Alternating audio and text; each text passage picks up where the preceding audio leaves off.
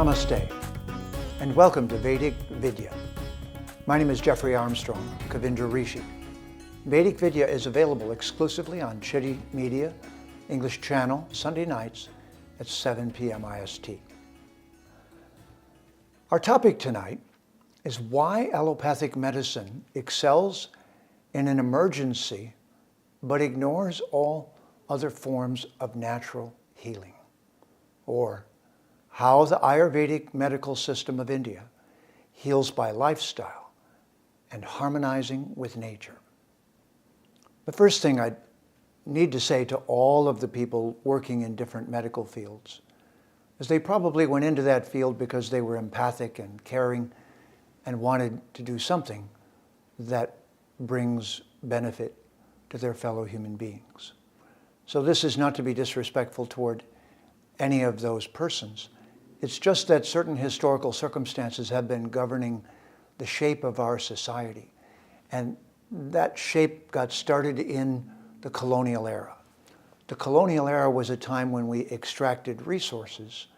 In fact, we treated cultures as resources to extract, which is the terrible part of it.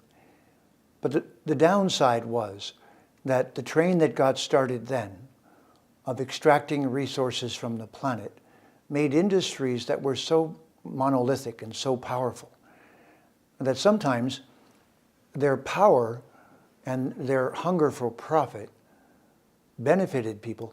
At other times, it pushed aside other modalities of healing and living that could bring extreme benefits to everyone.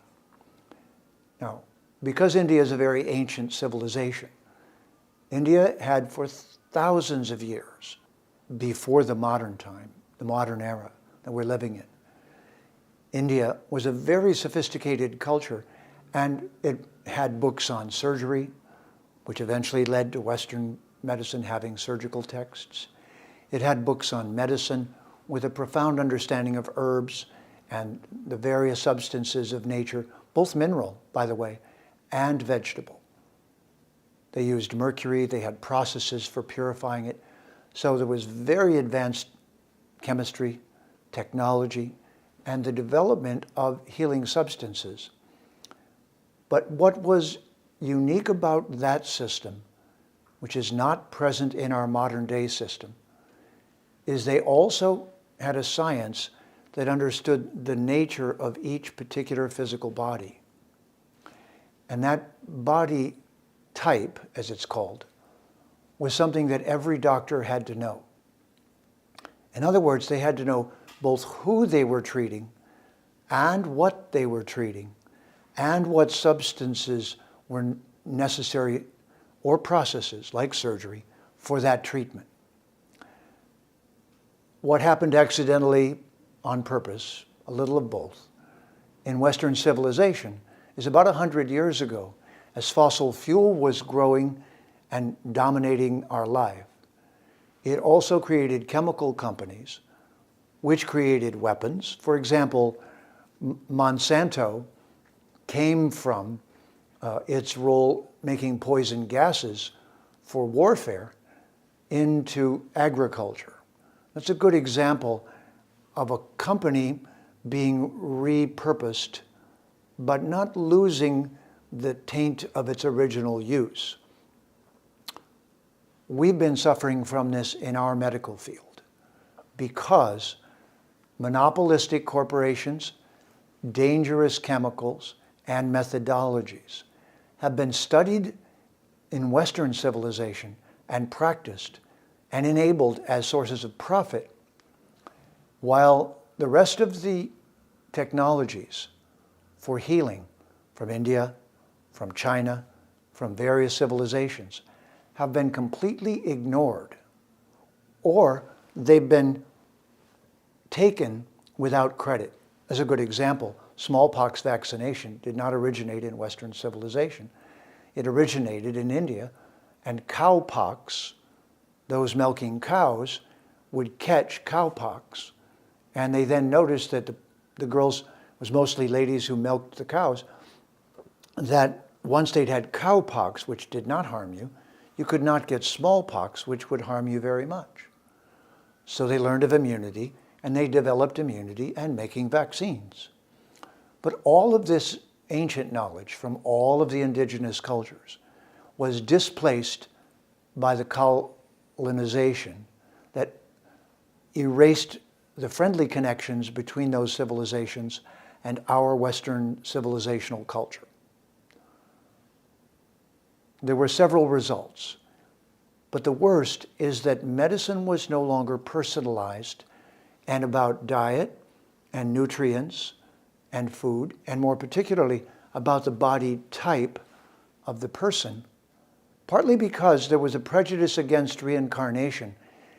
And in India, reincarnation was clearly understood to mean each person gets a different vehicle each time they come back. That's the result of their previous actions. That vehicle has a different immune system, a different bodily constitution. So medicine in India, and eventually in China and other places, became lifestyle and particular to your own body. Whereas Western medicine and Western culture has come to dominate the world, in a sense, just by force and sheer numbers. So allopathic medicine is deficient. You might say it's nutrient deficient. There's a great story about how these interactions took place when Chairman Mao was conducting the revolution in China against 18 million landlords, and the civilization was choked with dominance by landowners. So there was some meaning to what he was doing. But they all got carried away, and it became too violent, and anything old was being destroyed. And one day, Chairman Mao got an eye infection, and allopathic medicine couldn't touch it. Penicillin couldn't cure it, nothing could cure it. So they brought in a Chinese doctor who cured it in 3 days with herbs and traditional Chinese methodologies. Now, if we'd only known in that moment what they then knew, Mao then said, wait, stop. He was destroying most of the old Chinese culture, thinking it was just bad habits, and that modernity was where they should be. But he looked over and he said, let's save Chinese medicine. At gunpoint, he forced all the Chinese doctors to come together and cooperate and pool their knowledge. Again, a bit of a rough way to do it. But as it turns out, China is one of the only places in the world where allopathic medicine and Chinese medicine are practiced simultaneously on all the patients, which means they're getting the best of both worlds.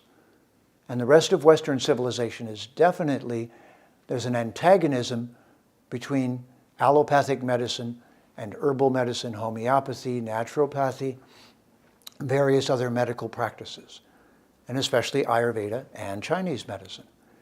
This division has mostly been caused by corporate competition and by chemical and pharmaceutical companies not wanting competition.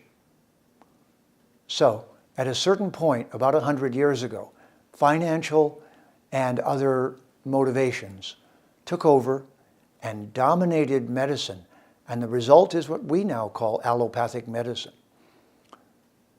And it's led to cancer medicines that are way too expensive, where profit is being made from the distress and illness of many people who are in terminal conditions, so that allopathic medicine has become known as emergency medicine. If you get in an automobile accident and your body's broken up, you want to go into surgery. But by the way, surgery was present in India 2,000, 3,000, 4,000 years ago. The first surgical text came from there, along with the first medical text, the Charaka Samhita and the Sushruta Samhita. But you see, along with colonizing the world, we lost the focus and the benefit of those civilizations to gain their herbal secrets, to gain the gifts that they had been carrying for thousands of years. So right now, allopathic medicine is obsolete, out of date. It's no longer fulfilling its agenda of Hippocratic Oath, which says to be healing to all and not be violent to them. And it's now accidentally, on purpose, violent by being a monopoly. And that monopoly medicine that we call allopathic medicine is a problem. In some cases, it's a cure, or in other cases, it's a surgery that saves a life. Do we want to get rid of it? Absolutely not. But if there's a single place where various of the colonized civilizations have something to offer that we need to wake up to right away, it's the realization that cultures like India and China have very effective and sophisticated lifestyle medical programs. With an understanding of herbs, an understanding of body types, an understanding of lifestyle, an understanding of the life force that is simply not present in allopathic medicine. So this turns out to be a place where three of the biggest co-contributors to modern well-being could be, if it was cultivated, China and India. But I'm certain if we went around and asked each indigenous culture about its favorite herbs, there would be some special medicine that we don't know about.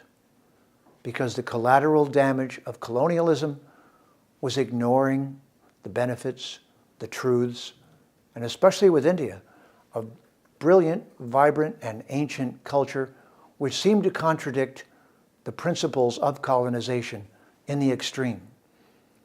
And so, to this day, we do not have lifestyle medicine. Those medical systems are still not paid for on people's medical insurance program. Only allopathic medicine. This monopoly medicine is the enemy of our well-being. During COVID, we've been finding out about this because many of the people who get sick have a terrible lifestyle. They don't eat right for their body type. They don't know about herbs and the benefits of them. They don't even know what food to eat at what time of day and in what season of the year to support their particular body type. In the absence of that, it makes it appear that only interventionist emergency medicine or vaccinations, an extreme that we've never seen before on the scale that we're seeing it, all of that could be aided by healing methodologies that appeal to the individuality of each person, that help them have a healthy lifestyle. Instead, we have huge industries making trillions a year selling junk food to children and people in poverty. We really haven't made wellness and well-being the basis of our civilization in the West and throughout the world, in the places that have been influenced by the modern era, who think allopathic medicine is the only medicine. Well, it's just not true. In fact, we're at a moment right now where this crisis over COVID is a crisis that can motivate us and is motivating many people to learn more about lifestyle, more about well-being, and more about the benefits of science, making new discoveries.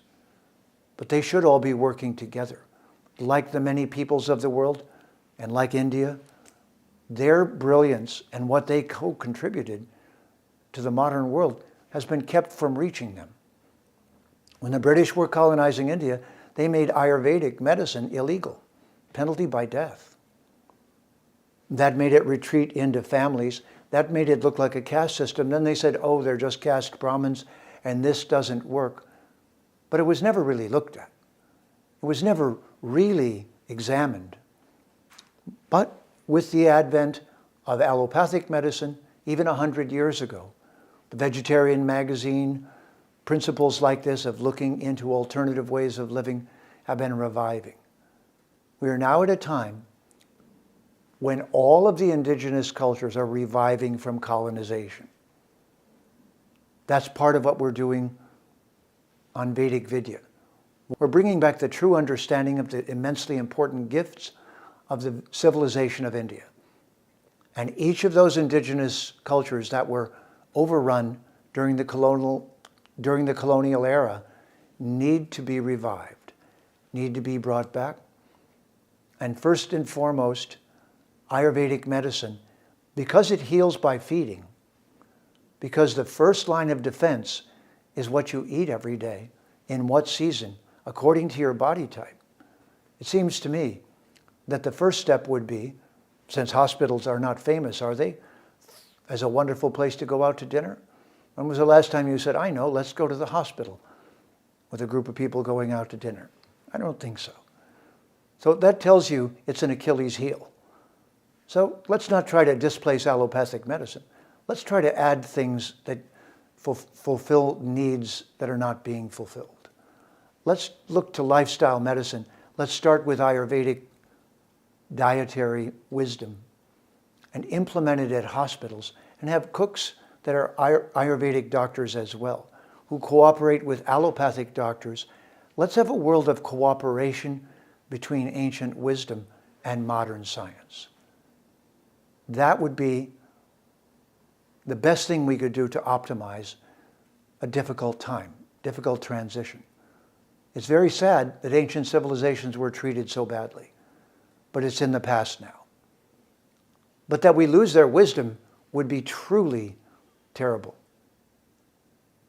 We should apologize, we should remedy the imbalances, and then we'll be able to remedy the imbalances in our own lives and lifestyles and medical system. So we need to add Ayurvedic, Chinese medicine, many forms of herbal medicine. A friend of mine is a naturopathic doctor. His name is Peter Glidden. There's a wonderful book.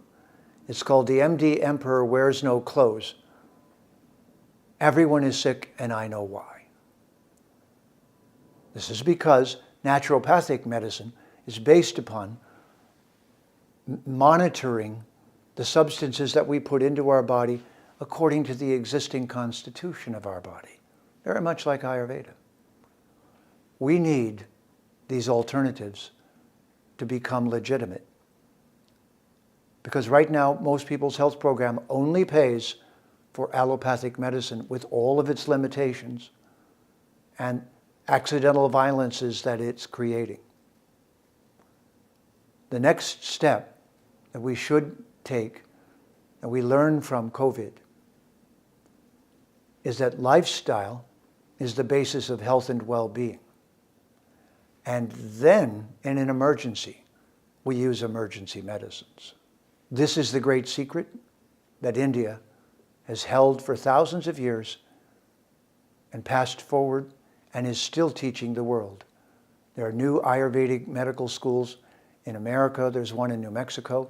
These are springing up all over the world. And the yoga movement is allied with the lifestyle movement of Ayurvedic medicine, Vedic astrology, and all of these lifestyle practices. Vedic Vidya means shining the light of truth. Tune into Vedic Vidya on the Citti Media English channel Sunday nights at 7 p.m. IST. My name is Kavindra Rishi, Jeffrey Armstrong. See you next time. And have a namaste.